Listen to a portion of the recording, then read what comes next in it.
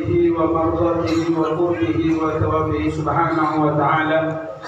اللهم أكرمنا بنور الفهم وأخرجنا من ظلمات الوهم وافتح لنا أبواب رحمتك وانشر علينا حكمتك يا أرحم الراحمين يا أكرم الأكرمين. Alhamdulillah Rabbil Alamin, kita masih diberikan kesempatan oleh Allah Subhanahu wa Ta'ala untuk masih bisa berkumpul, bermunajat, bermunajat kepada Allah Subhanahu wa Ta'ala dan bersolawat kepada kasih Allah, yaitu Nabi kita Nabi Muhammad Sallallahu Alaihi Wasallam. Pertama-tama yang Al-Fadhil hormati para habaib, khusus Al-Habib Hasan, Al-Habib Faisal, dan Jamil Habaib di tempat insyaallah tidak bisa sebutkan satu persatu, tapi tidak mengurangi rasa ta'zim Al-Fadhil dan rasa cinta Al-Fadhil. Kita akan melanjutkan pembahasan dalam kitab Fathul Illah. Sebelumnya kitab ini karangan ayah dari Al-Habib Ali Al-Habsyi Sahibul Maulid, yaitu Habib Muhammad bin Husain.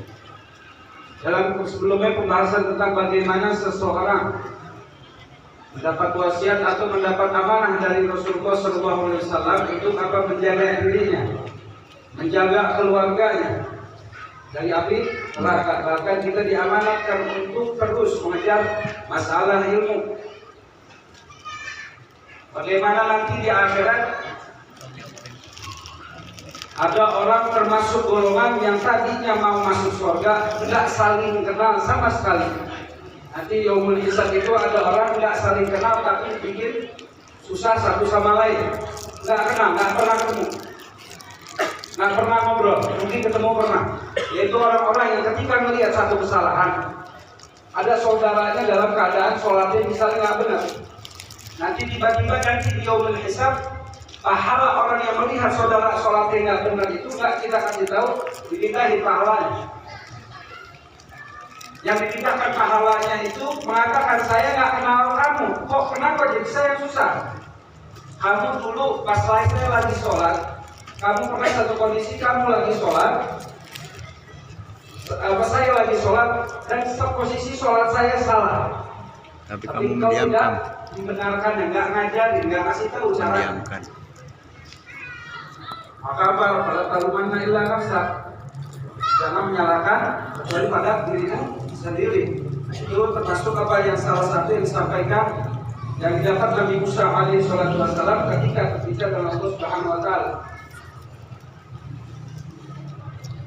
Allah Subhanahu wa Ta'ala mewasiatkan kepada Nabi Allah Musa, apabila engkau dalam kondisi ghairul tuhur dan apabila tidak asobat musibatun, apabila kamu mendapat satu musibah, fa anta ghairul tuhur, dan engkau tidak dalam kondisi yang bersih. Bersih di sini bukan bersih bersuci aja, wudhu bukan, tapi hati pun bersih. Kalau talumanna illa nafsa, kalau misal kena musibah hati kita nggak bersih, maka jangan salahkan kecuali diri kita sendiri. Kemudian kita akan melanjutkan. Allah musannif rahimahullah ta'ala wa nafa'ana wa bi ulumihi fi darain ila an qala yajibu 'ala an-nisa'i ayatallamna ma yahtajna ilayhi min babil haid qabalihi. Diwajibkan atas perempuan mempelajari masalah haid. Suaminya harus belajar apa enggak? Kalau suaminya nggak bisa belajar, suruh istrinya keluar belajar, cari guru. Bisa ngajar. Harusnya suami itu pantau istrinya, lihat. Kalau istrinya nggak tahu, kalau suaminya paham tentang masalah haid, ajari, pantau. Jangan sampai istri nggak sholat, nanti kita susah di akhirat. Kenapa? Yang pertama bakal menyusahkan, kata Imam Ghazali. Dikatakan, waqala Imam Ghazali fil Ihya yaqul inna awwal ma yata'allaq bir-rajuli yaumal qiyamah ahluhu wa waladuhu. Kata Imam Ghazali, yang paling pertama yang bakal bikin susah seorang laki-laki itu keluarganya dan anaknya. Jadi jangan salah, istri dan anak itu fitnah benar. Kita nggak bisa ngajarin, kita yang berantakan. Kita kasih haram, kita yang berantakan. Anak keturunannya tambah berantakan. Jangan salahin anak kita minum khamar kalau kita tetap maksiat kepada Allah. Jangan salahin, kecuali salahin diri kita sendiri. Kemudian dikatakan Imam Ghazali fayata'allaq yaumul qiyamati ahluhu wa waladahu, keluarganya dan anak-anaknya. Fa yuwaffiqunahum baina yadillahi ta'ala fa yaqulu ya rabbana khudh lana bihaqqina minhu. Nanti kalau di depan Allah Subhanahu wa taala, anak kita dan keluarga kita bakal mengatakan, "Ya Allah, hak jatah kita mana? Jatah saya nggak diajarin sama orang tua, saya minta jatahnya." Bahkan dikatakan, "Fa innahu ma amalana najhal." Jadi apa, keluarga kita dan anak-anak kita yang kita nggak ajarin tentang masalah agama atau tidak kita ajarkan halal dan haram, itu bakal minta jatah sama Allah. Ya Allah, kita nggak tahu, kita nggak mau dihisab. Yang salah bapak saya, yang ngajarin. Ya Allah, saya nggak mau dihisab masalah ini karena suami saya nggak ngajarin. Misal contoh suaminya nggak nyuruh istrinya belajar tentang masalah haid, salah satunya. Maka harus perhatikan. Jangan masalah, nggak usah masalah anak, masalah istri, pembantu kita atau orang yang kerja sama kita di rumah, masalah sholat itu kita yang nanggung. Jadi yang bos ini yang alhamdulillah sekarang belajar jadi angkat oleh Allah Subhanahu Wa Taala sebagai seorang pimpinan, bos misalnya ada anak buahnya nggak sholat di waktu tempat di daerah dia, dalam kondisi masih waktu bekerja sama dia, yang nggak pada hisab itu si bosnya. Yang punya tempat kerja bakal dihisab. Kenapa? Dia memiliki kemampuan yang dimana kemampuan ini tidak dimiliki oleh para ahli ulama mungkin sekalipun. Orang ulama-ulama mungkin hanya mengingatkan, tapi tidak bisa memaksakan tentang masalah sholat. Coba kalau bos anak buahnya nggak mau sholat dipecat, boleh apa enggak? Boleh. Boleh. Boleh. Bahkan dakwahnya si bos ini bakal bisa lebih besar daripada ulama. Ulama hanya mengingatkan dan mengamalkan, maksain nggak bisa. Kalau bos bisa kan, pahalanya bakal lebih gede. Begitu juga hisabnya nanti. Kalau nggak sholat kita menang.